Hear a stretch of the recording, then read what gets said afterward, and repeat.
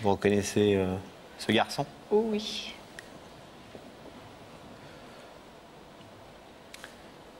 Est-ce que vous voulez entendre ce qu'il a à vous dire? Ma foi, pourquoi pas? On verra bien après. Ouais.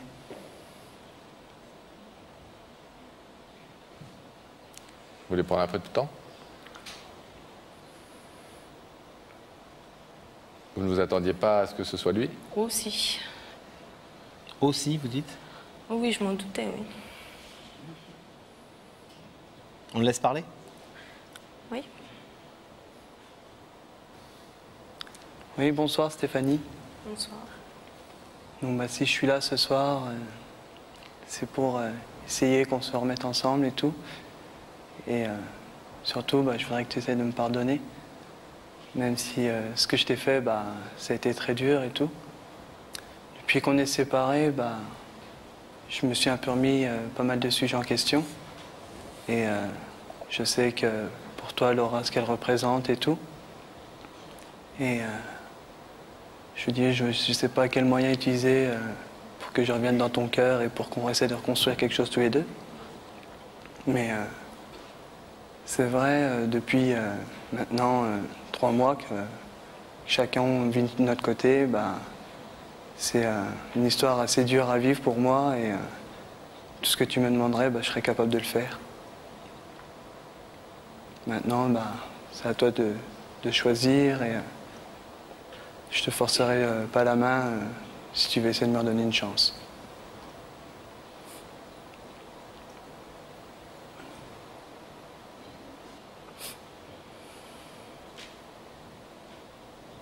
Vous attendiez à cette demande?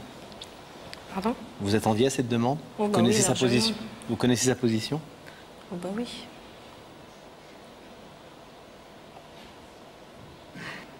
Quand vous dites je suis prêt à faire ce que tu me demandes, vous pensez à quoi en particulier?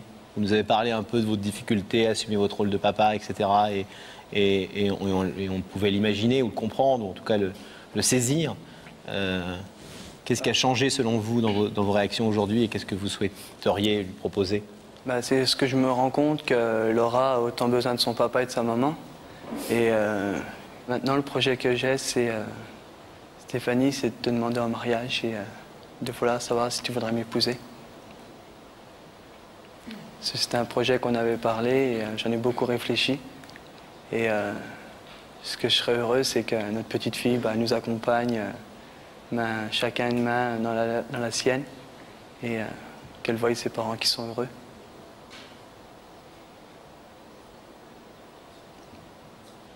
Ça vous surprend que Jérôme vous amène sur un plateau de télévision pour vous demander ça? Non, ça Stéphanie? m'étonne pas du tout de lui, non. Pourquoi? Parce que... Vous avez le sentiment qu'il peut avoir changé, que les choses que vous lui reprochez ou que vous lui reprochiez, il peut s'être amendé par rapport à ça et il peut aujourd'hui être capable d'assumer les choses qu'il n'a pas assumées il y a quelque temps? Peut-être qu'il assumera mieux sa fille, mais il assumera pas plus une vie de couple qu'avant. Ça fait partie des choses que vous lui reprochez, de ne pas avoir assumé aussi sa vie de couple? Entre autres.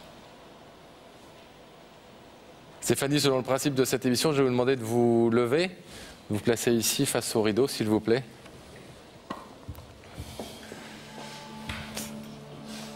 Jérôme est venu ce soir pour vous demander pardon, vous demander surtout de lui pardonner ses erreurs et de vous dire j'ai changé, j'ai mûri, j'ai réfléchi, je suis capable aujourd'hui de mieux assumer mon rôle de père et de compagnon.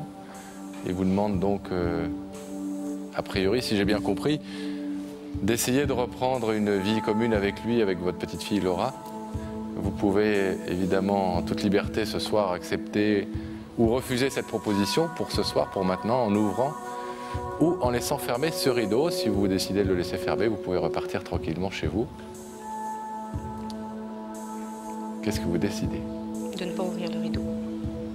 Vous laissez le rideau fermé? C'est votre droit, bien entendu. On va vous laisser alors repartir, Stéphanie. Je vous remercie d'avoir écouté ce que Jérôme avait à vous dire et d'avoir accepté notre invitation. Merci beaucoup. Vous avez demandé à Gabriel Coteau d'ouvrir le rideau. Vous allez retrouver Jérôme.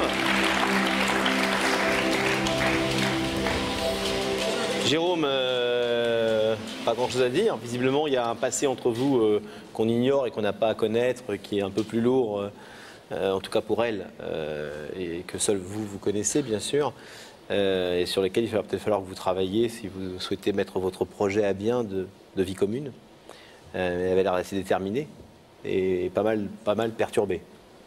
Donc c'est à vous peut-être de... Peut-être qu'il faut procéder par étapes, lui montrer déjà tout d'abord, comme apparemment elle semble prête à le croire, que vous pouvez assumer ce rôle de père un peu mieux.